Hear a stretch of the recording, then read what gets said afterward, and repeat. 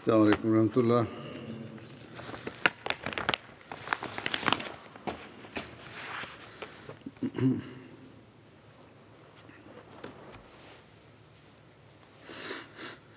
أشهد أن لا إله إلا الله وحده لا شريك له وأشهد أن محمدا عبده ورسوله أما بعد فأعوذ بالله من الشيطان الرجيم بسم الله الرحمن الرحيم الحمد لله رب العالمين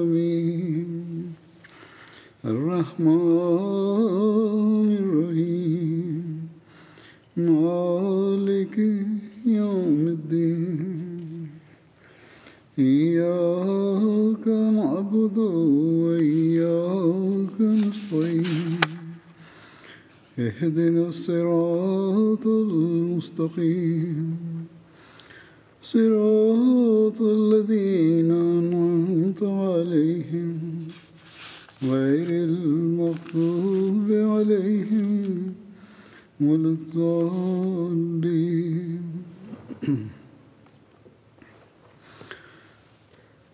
حضرت عمر رضی اللہ عنہ کا ذکر چل رہا تھا.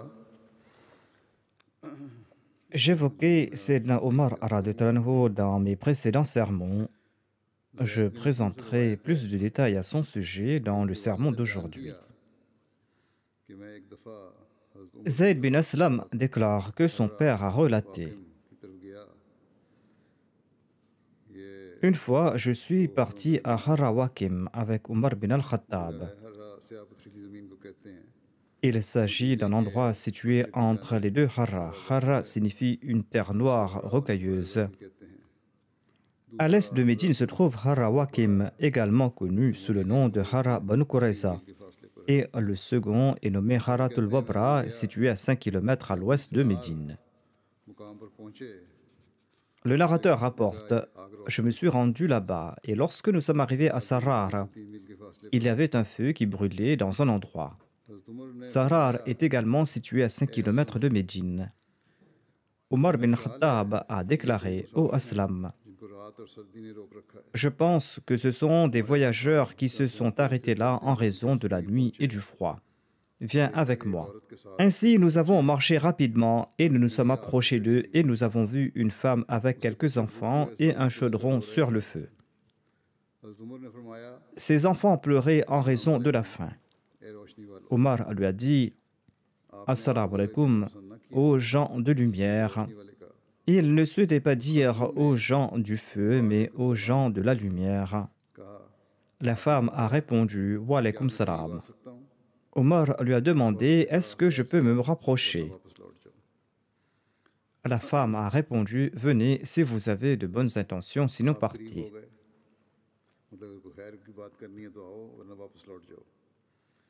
Cela signifie que si vous avez quelque chose de bien dire, vous pouvez venir, sinon vous devez repartir. Le calife Omar s'est approché. Ensuite, il a demandé: qu'est-ce qui vous est arrivé? La femme a répondu: la nuit et le froid nous ont retenus ici. Omar a demandé: quel est le problème avec ces enfants? Pourquoi est-ce qu'ils pleurent? La femme a répondu: en raison de la faim. Le calife Omar a demandé: qu'est-ce qu'il y a dans cette marmite? La femme a répondu qu'il n'y a que de l'eau dans cette marmite et j'essaye de réconforter les enfants jusqu'à ce qu'ils s'endorment. Allah décidera entre nous et Omar. Omar a répondu: que Dieu ait pitié de toi, ô femme. Comment Omar peut-il connaître votre état? Elle a répondu: il est responsable de nos affaires, mais il nous ignore. Aslam, qui était avec Omar, a déclaré: Omar est venu vers moi et il m'a dit: accompagne-moi. Puis nous sommes partis à la Darul Daqiq très rapidement. Le calife Omar avait construit un bâtiment appelé Darul Daqiq à son époque, dans lequel on avait entreposé de la farine d'orge, des dattes et des raisins secs et d'autres nécessités de voyage dont pourraient avoir besoin les voyageurs. Il avait aussi construit des auberges pour les voyageurs sur les routes entre Médine et la Mecque. En tout cas, il a fait sortir un sac de céréales et un bidon d'huile. Il a dit, fais-moi porter cela. Aslam déclare, je lui dis que je le porterai à sa place. Mais le calife Omar m'a dit à 2 ou 3 reprises, place ceci sur mon dos. Je lui répétais que je le ferai à sa place. En fin de compte, le calife Omar a déclaré, tu ne comprends pas, porteras-tu mon fardeau le jour de la résurrection? Puis j'ai chargé ce sac sur son dos. Ensuite, il a pris le sac sur le dos et il a marché d'un bon pas et je me suis dépêché derrière lui et nous sommes arrivés tout près de cette femme. Il a descendu le sac et il en a fait sortir de la farine. Et il a dit à la femme, place-le lentement dans la marmite, moi je la tournerai pour toi. Selon un autre récit, Omar aurait dit, place-y de la farine lentement, je vais préparer du harira pour toi. Ensuite, il a commencé à souffler sous la marmite pour attiser le feu. Aslam, le narrateur, relate que Omar radhiyallahu anhu avait une grande barbe qui était épaisse et qu'il a vu de la fumée en sortir. C'est-à-dire que la fumée montait et elle lui tombait sur le visage et passait à travers sa barbe. Lorsque le repas était cuit, il a fait descendre la marmite et il a déclaré « Apporte-moi un récipient ». La femme a apporté une grande assiette. Omar a placé de la nourriture dedans. Il a dit « Donne cela aux enfants, je vais l'étaler pour toi afin que le repas se refroidisse ». Et il n'a cessé de le faire jusqu'à ce que ses enfants aient mangé à leur faim et il leur a laissé ce qui restait. Aslam déclare, il s'est levé et je me suis tenu avec lui. La femme a dit qu'Allah vous accorde la meilleure des récompenses. Vous méritez plus de récompenses que l'émir des croyants. Le calife Omar a déclaré, dis de bonnes choses parce que lorsque tu iras voir l'émir des croyants, tu vas m'y trouver si Dieu le veut.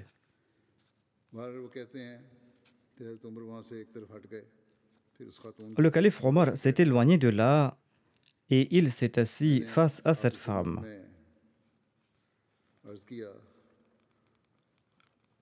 Je lui ai demandé s'il avait autre chose à faire. Il ne m'a pas répondu jusqu'à ce que les enfants commencent à jouer entre eux et ils riaient. Ensuite, ils se sont endormis paisiblement. Le calife Omar radhiyallahu anhu a remercié Dieu et il s'est levé. Et il s'est tourné vers moi et il a dit « Ô Aslam, ces enfants étaient éveillés et ils pleuraient en raison de la faim. Et j'ai voulu ne pas partir de là jusqu'à ce que j'ai vu l'état de confort que je venais de voir à l'instant. »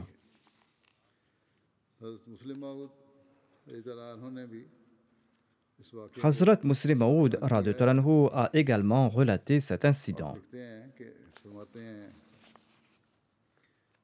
Il déclare à ce propos, il incombe à l'État islamique de répondre aux besoins des nécessiteux.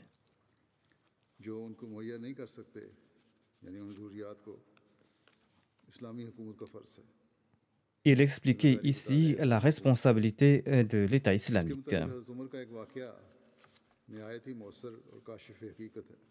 Il déclare, il y a un incident dans la vie du calife Omar à cet égard, un incident qui est très révélateur de la vérité. Une fois, Omar, le deuxième calife de l'islam, était parti faire une tournée pour savoir s'il n'y avait pas de musulmans qui souffraient. Il y a un village appelé Mirar à 5 km de Médine. Nos chercheurs disent que ce village se nomme Sarar et pas Mirar. Il se peut qu'il s'agisse d'une erreur d'écriture. Quoi qu'il en soit, le calife Omar a entendu des bruits de pleurs d'un côté. Il s'est rendu dans cette direction Et là-bas, il a vu une femme en train de cuisiner quelque chose et 2 ou 3 enfants en larmes.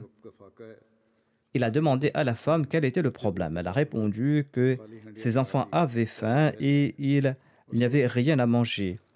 Et lorsque les enfants sont devenus impatients, il a mis une marmite sur le feu pour les réconforter afin qu'ils s'endorment.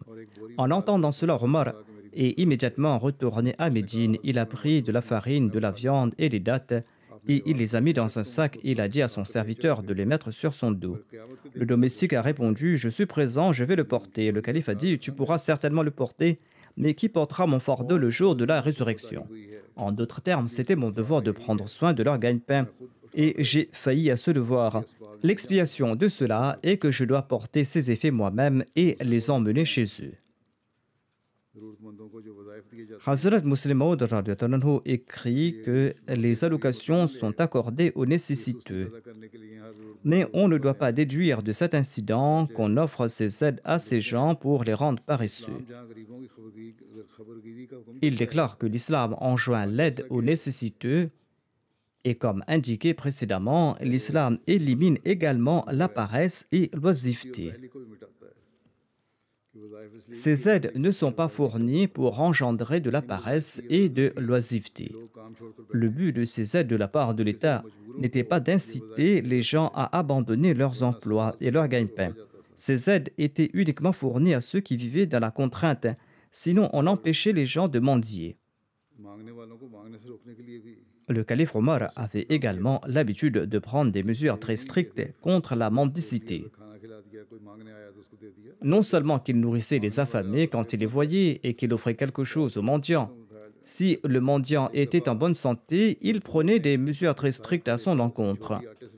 Une fois, Omar a vu un mendiant dont le giron était plein de farine. Il mendiait tandis qu'il portait une quantité de farine. Le calife Omar a pris cette farine et l'a placée devant des chabots. Et en vidant son giron, il lui a dit: Mendie maintenant. Cela prouve que les mendiants étaient contraints de travailler. Il signifiait par là que tu jouis d'une bonne santé. Pourquoi est-ce que tu mendies? Il faut travailler dur, il faut gagner ton pain à la sueur de ton front. Et si tu mendies de nouveau, tu seras traité de la même manière. C'est-à-dire, je vais te déposséder et je vais placer tout ce que tu possèdes devant les animaux. La plupart des mendiants mettent en exergue cet unique exemple et le comportement du calife Omar à l'égard des nécessiteux. Mais ils ne prennent pas en considération la rigueur avec laquelle l'islam interdit la mendicité, ainsi que la pratique du saint prophète Mohammed à lui et la pratique de Omar qui avait suivi l'exemple du saint prophète Mohammed à lui. Relatant cet incident dans un autre endroit, Hazrat Muslim Maud déclare: Les grands rois de ce monde tremblaient de crainte en raison de l'aura qu'inspirait le calife Omar. Les royaumes de César et de Khosroès tremblaient, mais d'autre part, dans une nuit obscure, voyant les enfants d'une femme bédouine affamée, un homme noble comme Omar a tremblé et il a chargé un sac de farine sur son dos. Il a pris une boîte d'huile sous les bras et il est parti à leur rencontre et il n'est pas revenu avant d'avoir cuisiné un repas de ses propres mains et après avoir nourri ses enfants et après les avoir endormis. Aslam, l'esclave affranchi de Omar relate ceci. Une caravane de commerçants est venue à Médine et ils ont campé dans l'Ilga. Omar a dit à Abdurrahman bin Auf: Souhaites-tu que nous assurions leur sécurité pendant la nuit? Abdurrahman a répondu à l'affirmative et tous deux ont assuré leur sécurité pendant la nuit. Et ils rendaient culte à Dieu. Quand Omar a entendu les pleurs d'un enfant, il est parti vers sa mère et lui a dit: Crains Allah et prends bien soin de ton enfant. En disant cela, il est retourné et il a de nouveau entendu les pleurs de cet enfant. Il est retourné là où il était assis pour assurer la sécurité et il a de nouveau entendu les pleurs de l'enfant. Il est retourné voir la mère et il lui a répété la même chose avant de retourner. Et vers la fin de la nuit, quand il a entendu les pleurs de l'enfant, il est parti voir la mère et il lui a dit que tu es une mère très insouciante. Ton enfant était agité toute la nuit et tu n'as rien fait. La femme a répondu au serviteur d'Allah, je tente de lui offrir d'autres aliments que le lait, mais il refuse d'en consommer. Il ne veut que du lait. Omar a demandé pourquoi cela. La femme a répondu parce que Omar accorde une allocation uniquement aux enfants dont l'allaitement est terminé. Le calife Omar a demandé quel est l'âge de cet enfant. La femme a répondu tant et tant de mois. Omar a déclaré il ne faut pas le sevrer aussi rapidement. Ensuite, le calife Omar a dirigé la prière de Fajr et sa récitation n'était pas claire en raison de ses pleurs. Le calife Omar s'est dit malheur à Omar, il a tué tant d'enfants musulmans. Ensuite, il a ordonné aux gens d'annoncer ne vous précipitez pas à sevrer vos enfants. Nous allons fixer une allocation pour tout enfant qui naît en islam. Le calife Omar a envoyé cet ordre dans tout l'empire musulman. Hazrat Muslim Maud a relaté cet incident à sa manière. Le calife Omar n'avait initialement fixé aucune allocation pour les enfants allaités, mais il a reconnu plus tard leurs droits et il a ordonné que leur part soit offerte à leur mère. Auparavant, il pensait que tant l'enfant boit du lait, il ne participe pas à l'existence de la nation. C'est la responsabilité de sa mère. Il n'incombe pas à l'État de le payer du trésor public. Mais un jour, le calife Omar est sorti pour sa tournée. Une caravane de bédouins est descendue en ville. Omar a entendu le cri d'un enfant d'une tente. L'enfant criait et la mère essayait de l'endormir. Lorsque l'enfant ne s'est pas calmé, malgré les gifles, la mère l'a giflé encore une fois en disant que pleure pour l'âme de Omar. Le calife Omar était tout étonné et il s'est demandé ce qu'il avait à voir dans cette affaire. Le calife Omar a demandé à la femme la permission d'entrer et il lui a demandé ce qui se passait. Comme elle ne connaissait pas le calife Omar, elle a déclaré que Omar a fixé les allocations pour tout le monde, mais il ne sait pas que les enfants allaités ont aussi besoin de nourriture. Je n'ai pas assez de lait et je l'ai sevré pour que son allocation soit fixée. Le calife Omar est revenu à ce moment-là et il a sorti un sac de farine du trésor et il a commencé à marcher seul. L'homme qui était affecté à la trésorerie s'est avancé et il a déclaré « Je vais le porter pour vous ». Omar lui a dit « Laisse-moi tranquille, je vais le prendre moi-même. Quand je serai fouetté le jour de la résurrection, est-ce que tu vas répondre à ma place? Je ne sais pas combien d'enfants sont morts à cause de moi. » Après cela, le calife Omar a ordonné qu'une allocation soit également fixée pour les enfants allaités. Le Messie premier l'Islam déclare que selon un hadith, Ammar bin Khuzayma relate que Omar a dit à mon père « Qu'est-ce qui t'a empêché de planter des arbres sur ta terre ?» Il ne plantait pas d'arbres depuis un certain temps et il ne cultivait pas son verger ou il ne remplaçait pas les mauvais arbres par des nouveaux arbres. Mon père a répondu « Je suis vieux et je vais mourir demain. À quoi cela me servirait de planter de nouveaux arbres ?» Omar lui a dit « Tu dois certainement planter de nouveaux arbres. Ton argument ne tient pas la route. » Le rapporteur déclare « Ensuite, j'ai vu le calife Omar planter des arbres sur la terre avec mon père. »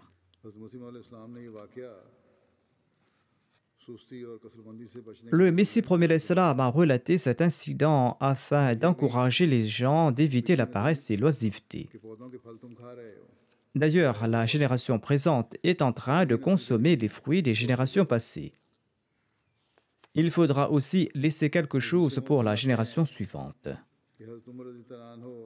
Hazrat Muslim Maud déclare « Le calife Omar avait l'habitude de faire des tournées durant la nuit. Une fois, il était en tournée dans la ville quand il a entendu une femme réciter un poème d'amour. Il s'est renseigné durant la journée et il a su que son mari était absent depuis fort longtemps et qu'il était dans l'armée et qu'il était en campagne, à l'extérieur. Le calife Omar a ordonné par la suite qu'aucun soldat ne doit être en tournée pour plus de 4 mois. Si un soldat veut rester en dehors pour plus longtemps, il doit emmener sa femme avec lui. Sinon, au bout de 4 mois, l'officier de l'armée doit le forcer à rentrer chez lui. Selon les détails à propos de cette récit, il est dit que Omar a demandé à cette femme s'il n'avait pas des intentions pernicieuses, étant donné qu'elle récitait ses poèmes. La femme a répondu: « Je cherche refuge auprès d'Allah. » Omar lui a dit: « Dites à cette femme de se maîtriser. J'envoie une lettre à son mari. » Et il a envoyé un message pour qu'il soit rappelé à Médine. Ensuite, il a fait plus de recherches et, comme mentionné, il a ordonné qu'un mari ne reste pas plus de 4 mois en campagne, sinon sa femme et sa famille doivent l'accompagner.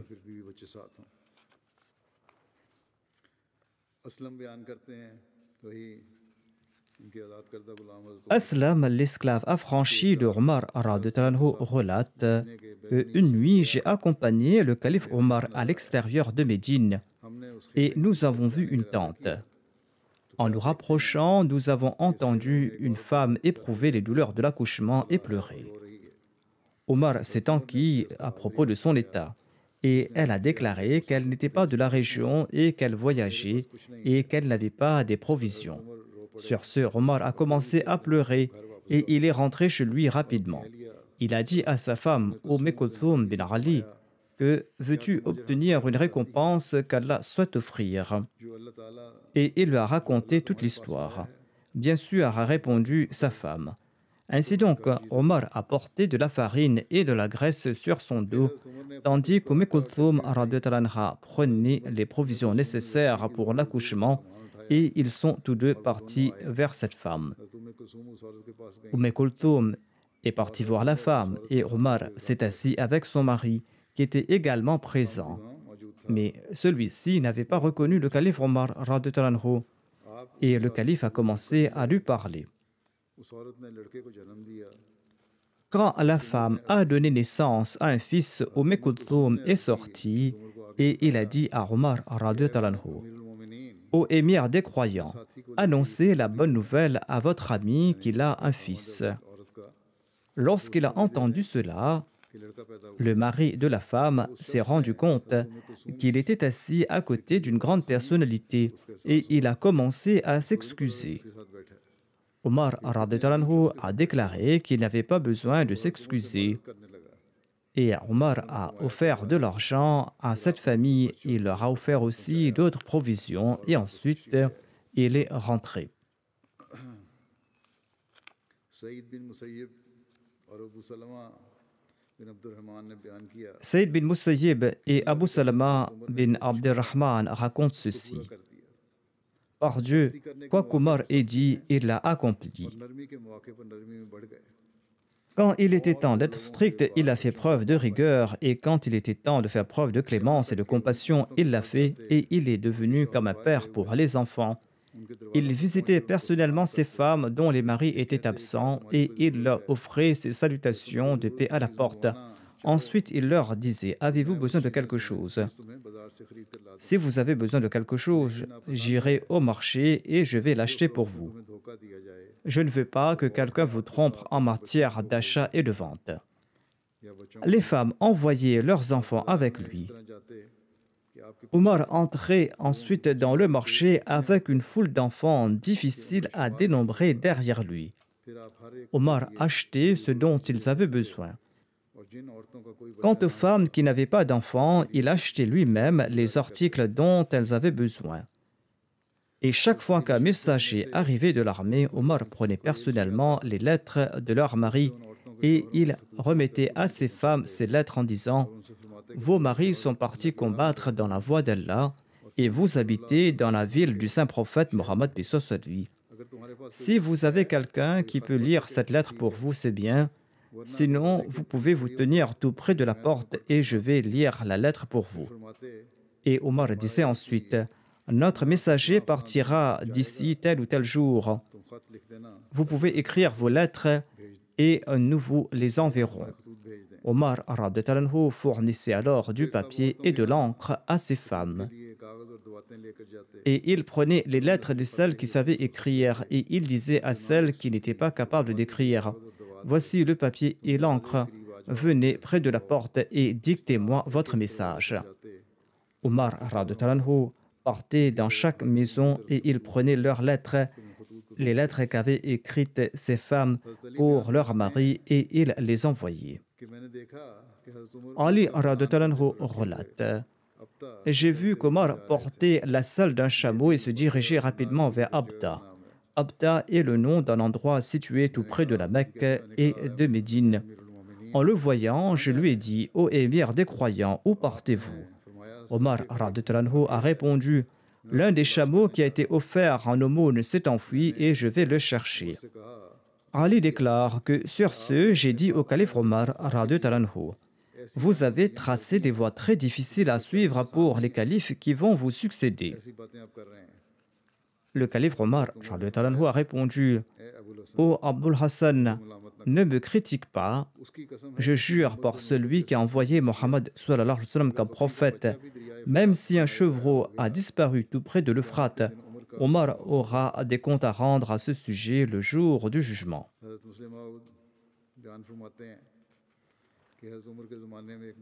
Hazrat Muslim Maud radhiyallahu anhu déclare: à l'époque du califat d'Omar, un musulman marchait la tête baissée. Le calife Omar pensait qu'il avait peut-être reçu une triste nouvelle ou peut-être qu'il éprouvait des difficultés et c'est pour cette raison qu'il avait la tête baissée. Le calife Omar a soulevé son visage avec son poing et il a déclaré: c'est l'époque des victoires de l'islam et pourtant toi tu as la tête baissée. En d'autres termes, c'était une ère où Dieu avait accordé la victoire à l'islam et même s'il éprouvait quelques difficultés, il n'était pas nécessaire de baisser la tête comme ça. Omar a déclaré: Dieu a accordé la victoire à l'islam et le monde peut dire ou faire ce qu'il souhaite. Si tu as une foi absolue que l'islam sera victorieux, il n'y a pas besoin de pleurer sur des problèmes mineurs. Et même si certains musulmans dans un endroit particulier ont subi des pertes, il n'y a toujours aucune raison de pleurer, il n'y a pas raison de s'inquiéter pour cela. Hazrat Muslim Maud radhiyallahu anhu a mentionné cet incident après la migration de Qadian.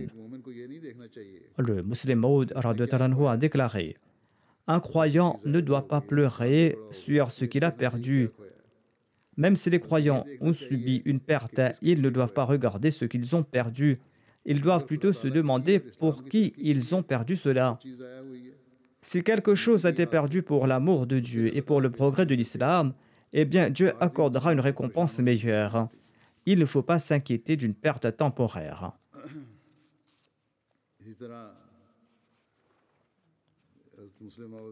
De même, le Muslim Maud a cité un incident bien connu de la vie du calife Omar.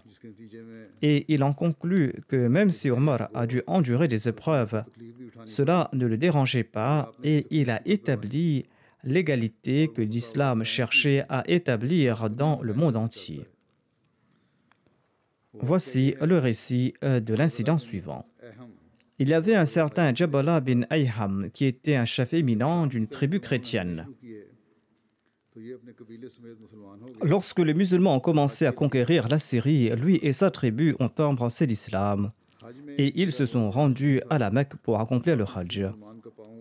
Au cours du Hajj, il y avait une grande foule et par mégarde, un musulman a marché sur le pied de Jabala. Dans certains récits, il est dit que le musulman a marché sur l'ourlet du djubba de Jabala. Étant donné qu'il se considérait comme un grand chef et qu'il y avait 60 000 personnes qui le suivaient, en fait, selon certains récits historiques, 60 000 était le nombre de ses soldats. Quoi qu'il en soit, un musulman partiellement vêtu a marché sur son pied et il était enragé ce chef et il l'a giflé en disant: « Pourquoi m'as-tu outragé? Ne sais-tu pas qui je suis? Tu aurais dû reculer par respect, mais tu as marché sur mon pied avec impudence. » Après avoir été giflé, le musulman est resté silencieux, mais un autre musulman a pris la parole en disant: « Es-tu conscient du fait que tu as accepté l'islam? Et l'islam ne fait pas de distinction entre les gens ordinaires et les gens éminents, surtout dans cette maison, c'est-à-dire dans l'enceinte de la Kaaba autour de laquelle il effectuait des circuits. Il n'y a pas de différence entre riches et pauvres ici. Jabala a répondu, je ne m'en soucie guère. Le musulman a dit que si l'on s'en plaint à Omar, eh bien il va certainement venger ce musulman. Jabala bin Ayham a entendu cela et il était furieux. Il a dit, quelqu'un pourra-t-il gifler Jabala bin Ayham au visage? Le musulman a dit, je ne connais personne d'autre, mais c'est ainsi qu'Omar va régler la question. En entendant cela, Jabala a terminé le circuit de la Kaaba, il s'est rendu dans le rassemblement de Omar et il a demandé si une personne éminente gifle un homme ordinaire, que faites-vous en ce cas? Omar a répondu, nous demandons à la personne ordinaire qui a été giflée de gifler l'autre en retour. Jabala dit alors, vous n'avez pas compris ce que je veux dire. Si une personne importante gifle une personne ordinaire, que faites-vous en ce cas? Omar a déclaré, dans l'islam, il n'y a pas de discrimination entre les gens éminents et ordinaires. Omar a dit, Jabala, est-ce que tu as commis cette faute? Sur ce, Jabala a menti. Il a déclaré, je n'ai giflé personne et que j'avais tout simplement posé une question. Mais il est parti immédiatement et il est retourné dans son pays avec son peuple. Et ils sont devenus des apostats et il a combattu aux côtés des Byzantins contre les musulmans.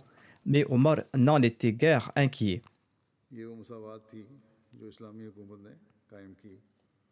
C'était là le niveau d'égalité établi par l'État musulman et c'est une leçon pour les gouvernements musulmans d'aujourd'hui. Inch'Allah, je vais continuer ces récits dans le prochain sermon.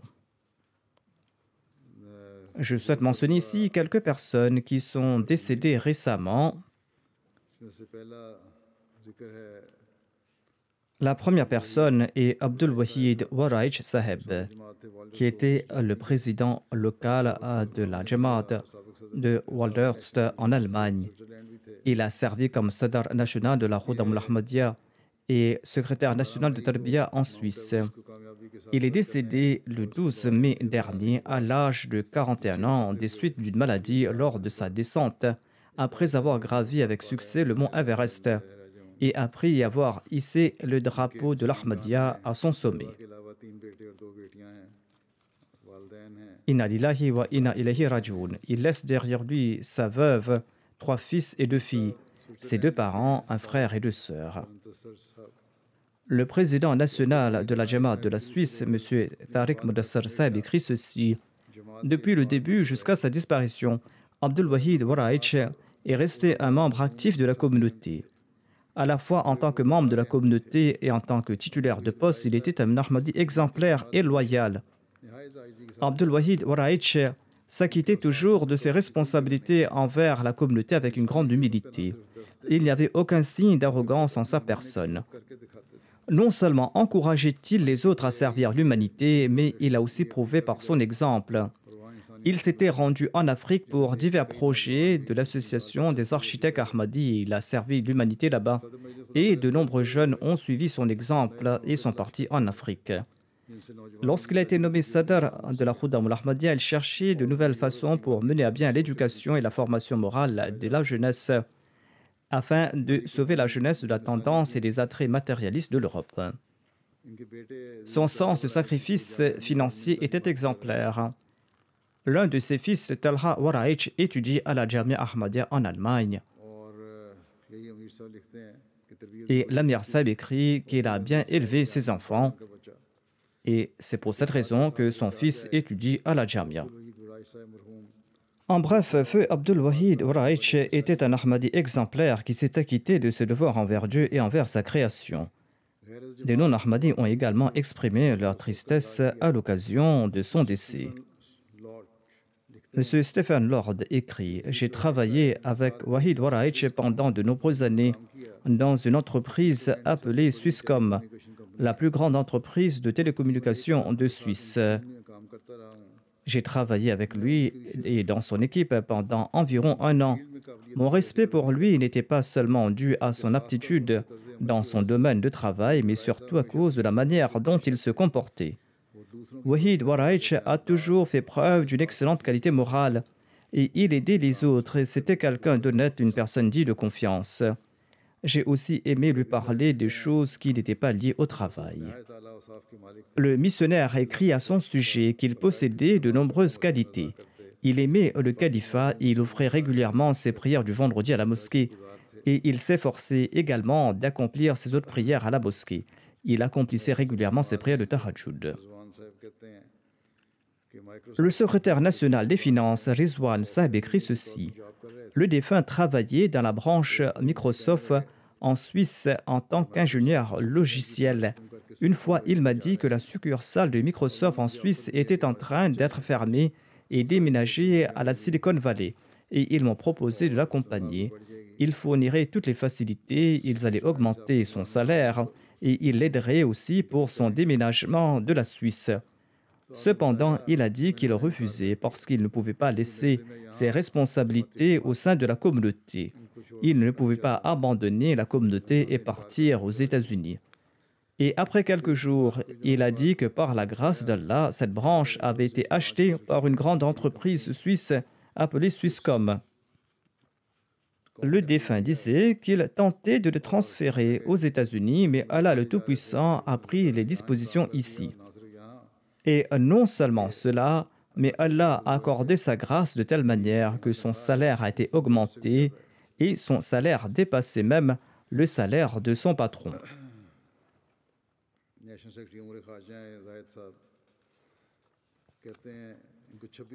Zahid Saheb, le secrétaire national des affaires externes, déclare « Je le connais depuis 26 ans. J'ai eu l'occasion de servir avec lui au sein de la Khuddam al-Ahmadiyya. Il était un individu très respectable et digne, régulier dans ses prières. Il était régulier dans ses jeûnes. Il était dévoué au culte, très travailleur, loyal et obéissant au califat. Il était un ami très gentil et sociable. Dès sa jeunesse, il avait une disposition différente. Je ne l'ai jamais vu en colère et il n'y avait pas trace de colère sur son visage ou dans sa voix. Jamais il n'a élevé la voix ou jamais il n'a parlé d'un ton dur. Si nous commettons des erreurs, il nous prenait en aparté et il nous expliquait avec gentillesse. Il traitait tout le monde, jeune et vieux, poliment et avec le sourire. Il avait toujours un léger sourire sur le visage. Il était un exemple vivant de celui qui était prêt à sacrifier sa vie, sa richesse et son temps pour la cause de Dieu. Il a guidé de nombreux jeunes en Suisse concernant leur éducation et leur avenir. Et il a aidé des dizaines d'autres à trouver un travail. Sous l'égide de la Khuddam al-Ahmadiyya, il a créé le club de randonnée Ahmadiyya et a initié de nombreux jeunes à la randonnée. Il possédait une grande détermination. Une fois, je lui ai demandé s'il avait peur lors des randonnées. Il disait que oui, il avait peur parfois et que sa famille n'aime pas cela. Mais il avait trouvé une solution à cela quand il a rencontré le calife. En effet, il est venu me rencontrer et il a suggéré que si le calife lui accordait la permission, alors il avait l'intention de gravir les plus hauts sommets du monde sur les 7 continents et d'y hisser le drapeau de l'Ahmadiyya sur chacun de ces sommets. Il a dit qu'il avait exprimé son inquiétude à l'idée que le calife ne lui donne pas cette permission. Mais en tant que calife, je lui ai donné la permission de le faire s'il en était capable. Et il a dit qu'en conséquence, si Dieu le veut, voilà ce qu'il allait faire. Ainsi, ce jeune homme n'a jamais regardé en arrière et il a travaillé sans relâche pour atteindre cet objectif. Et il a gravi les sommets les uns après les autres.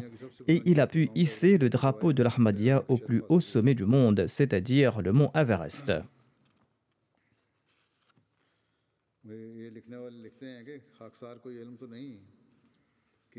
La personne ajoute « Je ne sais pas si sa mort peut être considérée comme un martyr ou non, mais d'après ce que j'ai personnellement vu, je peux dire qu'il avait une telle passion pour sa foi, une passion que l'on ne trouve que chez les personnes vertueuses qui cherchent le martyr. Selon moi, il avait en effet tenté d'atteindre un objectif noble avec un grand zèle. Il a tenté de transmettre le message de l'islam et de l'Ahmadiyya, le message de l'unicité de Dieu. Il a réussi dans cette entreprise et il est retourné vers Dieu lors de ses efforts pour atteindre cet objectif. Et certainement, il a mérité le rang du martyr. Nous prions également qu'Allah lui accorde le rang d'un martyr et qu'Allah le compte parmi les martyrs.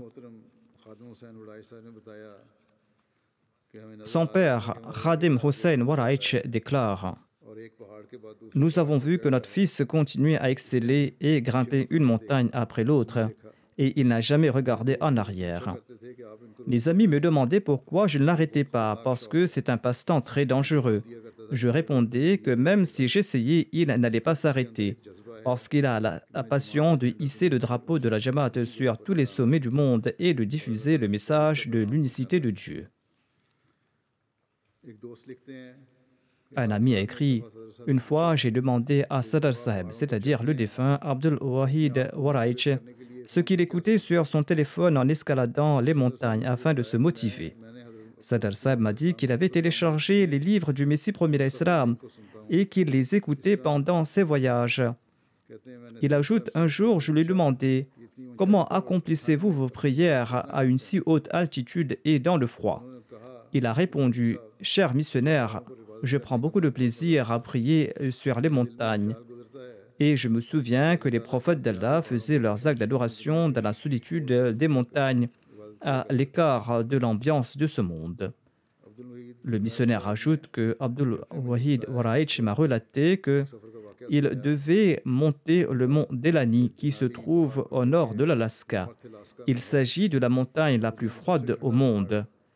Lors de son ascension, son index s'est gelé.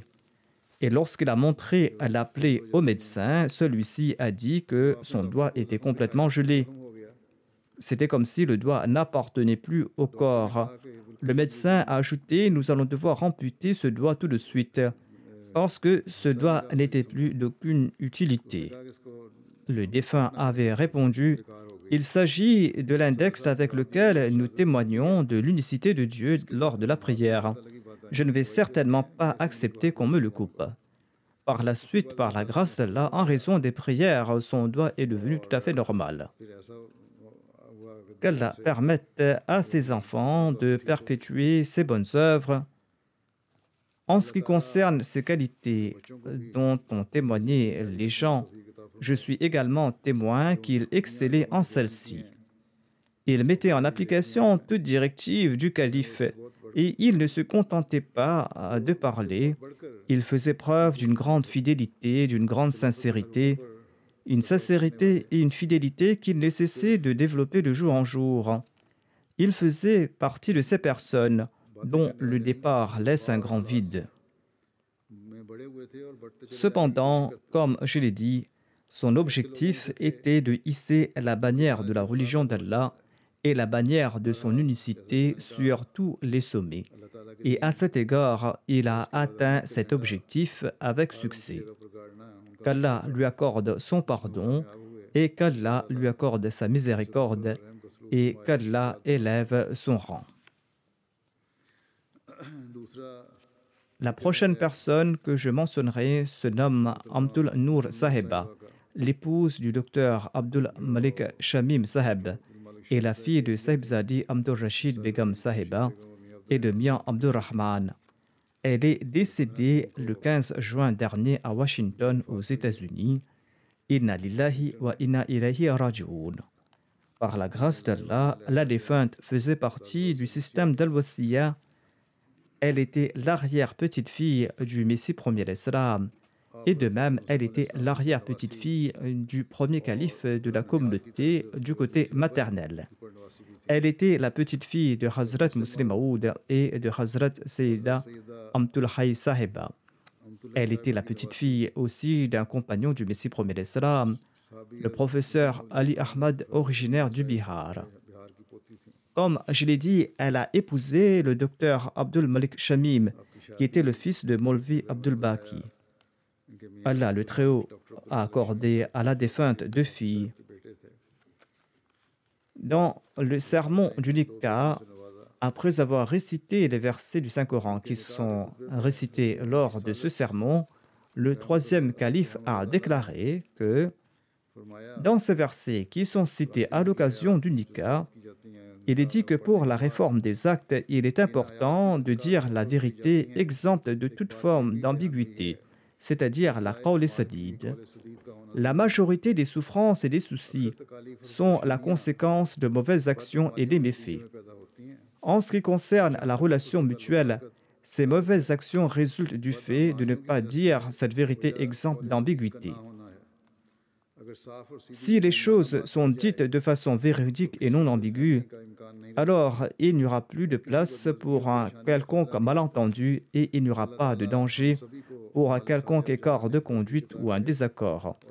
Qu'Allah nous accorde à tous la capacité de faire de bonnes œuvres et qu'il nous permette à nous tous de réformer nos actes et qu'il nous permette d'avoir cette habitude de dire ces vérités exemptes de toute ambiguïté et que cela devient un signe qui nous distingue. Il y avait 5 ou 6 autres annonces de mariage en sus de celle de la défunte. Le troisième calife a dit à propos de la défunte, il y a le nikah d'une personne pour laquelle j'ai de l'affection. Il s'agit d'une de mes filles. Il s'agit de la fille de Mia Abdurrahim Saheb et de ma petite sœur Amtur Rashid. Il s'agit d'Amtul Nour qui va épouser le docteur Abdul Malik Shamim, qui est le fils du docteur Abdul Baki. Il a ensuite déclaré « Je prie qu'Allah, de par sa grâce, accorde beaucoup de joie à ce couple et aux autres 5 couples. » Il a également prié pour chaque personne de ces couples et pour l'Ahmadiyya.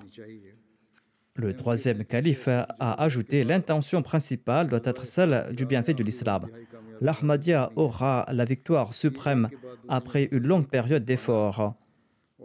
De ce fait, il est important que chaque génération qui se succède ait une bonne éducation et une bonne mentalité. Si la grâce d'Allah n'est pas présente, alors tout effort entrepris par l'homme sera futile et ne portera pas des fruits. Je prie donc que ce mariage et les mariages qui auront lieu à l'avenir puissent renforcer l'islam et stabiliser l'islam. » Sabzadi Amtul Nour Sahiba, la défunte, a eu l'occasion de servir la communauté. Il a servi en tant que secrétaire national de la Tarbiyat des États-Unis, en tant que vice-présidente nationale des États-Unis, de présidente Sadar locale des Lajna de Washington. Elle a également servi dans de nombreux comités. Sa fille aînée, Amtul Mujib Sahiba, écrit ceci. La défunte a toujours donné préséance à sa foi sur le monde. Elle avait une grande empathie pour tout le monde. Si ma mère pouvait aider une personne, elle le faisait de manière extraordinaire et elle était très soucieuse de ses actes d'adoration. En plus de ses 5 prières quotidiennes, à chaque fois que je me suis réveillé la nuit, je l'ai vu offrir la prière de Tahajjud. Le mari de la défunte Amtul Nour était décédé dans un accident de voiture. Et sa fille ajoute qu'après le décès de notre père, notre mère est restée veuve pendant 20 ans. Et même dans ces circonstances, elle avait une confiance complète en Allah. Elle était très reconnaissante et avait l'habitude de dire qu'Allah a accordé beaucoup de grâce et de bonté sur nous. Elle disait toujours qu'Allah nous a promis que si nous sommes reconnaissants, il nous accordera davantage. Nous devons être toujours reconnaissants envers Allah. Et elle avait un grand cœur et elle était imbue d'un grand sens de l'hospitalité. Et elle était emplie de sympathie et elle aimait la réconciliation. Elle ajoute « J'ai souvent entendu ma mère dire cette phrase que le Messie prophète sallam disait que la réconciliation véritable ne signifie pas que si quelqu'un souhaite se réconcilier avec vous, eh bien vous l'acceptez. La véritable réconciliation consiste dans le fait de se réconcilier avec quelqu'un qui coupe les ponts avec vous. » Ma mère recherchait les qualités positives chez toute personne de sa famille ou dans son entourage. Il s'occupait des membres de sa famille, des membres de la communauté et de ses voisins. Dès qu'un nouveau invité venait à la mosquée, elle le cherchait et s'asseyait avec cette personne pour discuter et lui souhaitait bienvenue. Tout le monde disait que la défunte était très aimante. Sa deuxième fille ajoute que la défunte portait un grand amour à l'égard des membres de la communauté, en particulier à ces personnes qui étaient nouvellement converties. Et les gens l'appréciaient beaucoup. Et elle souhaitait aider tout le monde. et elle appréhendait toujours le fait de rencontrer quelqu'un qui soit dans le besoin et qu'elle ne soit pas en mesure de l'aider. Amtul Basir, la sœur aînée d'Amtul Noor Sahiba, écrit: il y avait une sœur afro-américaine qui se prénommait Shakura Sahiba. Lorsqu'elle a accompli le pèlerinage à la Mecque, elle a vu en rêve la maison de Nushi, c'est-à-dire la maison de la défunte Amtul Noor, qu'on appelait Nushi, et elle a vu que la maison de la défunte se trouvait à la Mecque. La sœur afro-américaine Shakura est partie rencontrer la défunte, et la défunte lui a dit: je suis à votre service. Ce rêve signifiait que vous devez venir chez moi et je dois vous servir. Amtul Basir, la sœur de la défunte, ajoute que la sœur Shakura, qui est afro-américaine, est restée chez notre sœur Nushi pendant 18 ans. Et pendant 8 ans, la sœur Shakura était alitée et elle avait presque perdu la vue. Nushi s'est occupée d'elle et elle l'a dirigée également dans la Swala parce que la sœur Shakura oubliait ses prières. Moi-même, j'ai été témoin que la défunte s'est bien occupée de la sœur Shakura. Lorsque je suis parti aux États-Unis, la défunte avait emmené la sœur Shakura sur une chaise roulante pour me rencontrer. Et la sœur Shakura était elle-même très reconnaissante envers la défunte pour son aide. La défunte appréciait également la prédication et elle tentait d'une manière ou d'une autre d'introduire la communauté Ahmadiyya aux autres. Lorsqu'on lui demandait d'où elle était originaire du Pakistan, elle disait toujours qu'elle venait de Rabwa et de là débutait la discussion pour la prédication. Une famille juive avait accepté l'Ahmadiyya et l'une des femmes de cette famille se prénomme Ruqayya Assad. Elle a servi au sein de l'Amla nationale des Lejna des États-Unis. Elle dit que Amtul Noor avait une très belle personnalité et tout le monde en a profité. Toutes les personnes qui ont eu l'occasion de la côtoyer ont fait les éloges de ses qualités. Elle a conformé ses vœux et gestes aux enseignements de l'islam et de l'Ahmadiyya et c'est pour cette raison que les gens étaient impressionnés par elle. Elle était un modèle à suivre et elle avait réellement dédié sa vie pour éduquer les Lajna à la lumière des préceptes du Messie premier l'Islam. Elle participait dans tous les programmes et elle a toujours servi de façon bénévole. Elle a fait face à des difficultés et à des soucis en faisant preuve de patience, de persévérance et de détermination. Elle était un modèle à suivre à cet égard. Elle prêchait avec amour et sincérité et elle était à l'avant-garde pour s'occuper des nouveaux invités. Elle était un modèle à suivre à la fois pour les femmes jeunes et âgées. Cette dame ajoute: plus j'avance en âge, plus mon respect pour la défunte grandit. Nous disons que nous devons aider les créatures de Dieu, que nous devons nous occuper des nécessiteux. Et pendant de nombreuses années, la défunte s'est occupée des membres qui n'étaient pas de sa famille. C'est-à-dire qu'elle n'avait pas de temps pour elle et qu'elle servait les autres.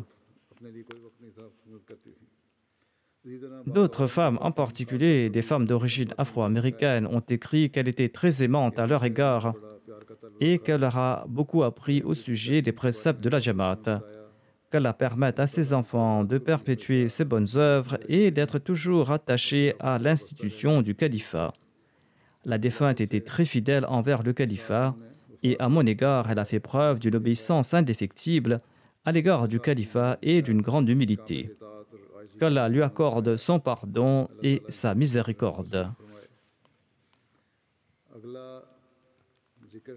La prochaine personne que j'évoquerai se nomme Bismillah Begum Sahiba, épouse de Nasir Ahmad Khan Bahadur Shah, ancien officier de sécurité de la Hifazat-e Khas.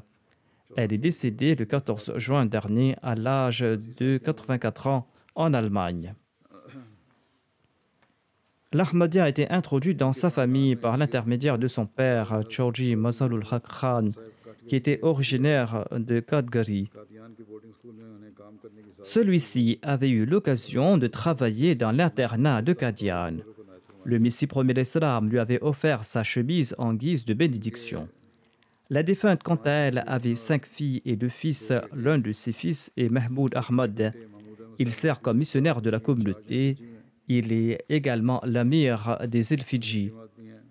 Mahmoud Ahmad, qui est notre missionnaire, écrit que après le décès de notre respecté père, notre mère payait d'abord les cotisations avec les revenus qui provenaient de ses terres.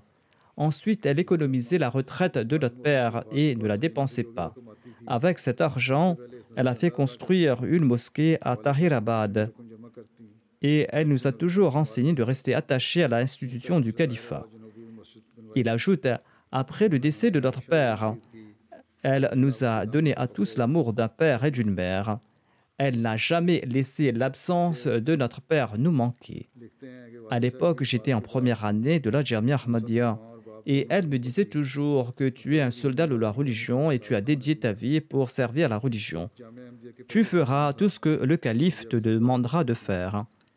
Elle a répété cela jusqu'à ses derniers moments. Il ajoute, au début, depuis notre village, seul mon père était parti s'installer à Rabwa. Ainsi, les membres de notre famille, nos proches, venaient souvent du village à Rabwa et elle s'occupait d'eux avec un grand sourire et elle se dépassait pour leur offrir une bonne hospitalité en toute dignité, malgré ses moyens limités. Et elle était très soucieuse des droits des voisins et elle s'acquittait très bien de ses devoirs à leur égard. Et elle considérait mes camarades de classe comme ses enfants. Et elle me demandait d'inviter à la maison les enfants qui résidaient à l'internat et qui venaient des pays étrangers, afin qu'ils ne soient pas affectés par le mal du pays. Le fils de la défunte ajoute, « Les étudiants de la Jamia Ahmadiyya profitaient souvent de la gentillesse de notre mère, dont plusieurs missionnaires qui sont aujourd'hui témoins de cela. Outre les étudiants du Pakistan, il y avait de nombreux étudiants de l'Indonésie et de l'Afrique qui avaient profité de sa gentillesse. » Il ajoute, la défunte distribuait l'intégralité de l'argent qu'elle avait ou bien elle offrait cela dans les fonds de la Jamaat. Et personne n'avait le courage de lui dire d'en garder également pour elle-même. Notre missionnaire n'a pas pu participer aux funérailles de la défunte en raison de ses activités sur le terrain. Comme je l'ai dit, il est missionnaire en charge de la Jamaat aux îles Fidji. Il est aussi l'émir de la Jamaat. Qu'Allah lui accorde patience et sérénité et qu'Allah accorde patience et persévérance aux autres enfants de la défunte et qu'il leur permette de perpétuer ses bonnes œuvres et qu'Allah lui accorde son pardon et sa miséricorde.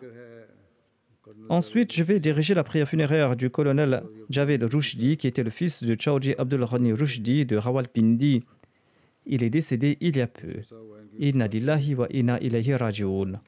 Par la grâce d'Allah, le défunt faisait partie du système d'Al-Wasiyya. Après avoir pris sa retraite de l'armée, il a dédié tout son temps aux activités de la communauté. Il a servi en tant que secrétaire Ta'lim, secrétaire Waqf Jadid, secrétaire aux affaires matrimoniales et secrétaire local d'Al-Wasiyya. Il a servi au cours de 3 mandats en tant que président de Satellite Town. Il était quelqu'un qui priait beaucoup, qui était discret lorsqu'il aidait les autres. Il était empli de sympathie et il aidait les nécessiteux qui étaient en difficulté. Il était un bon gestionnaire. Qu'Allah lui accorde son pardon et sa miséricorde. Je dirigerai la prière funéraire de toutes ces personnes après la prière de Jumu'ah, Inch'Allah.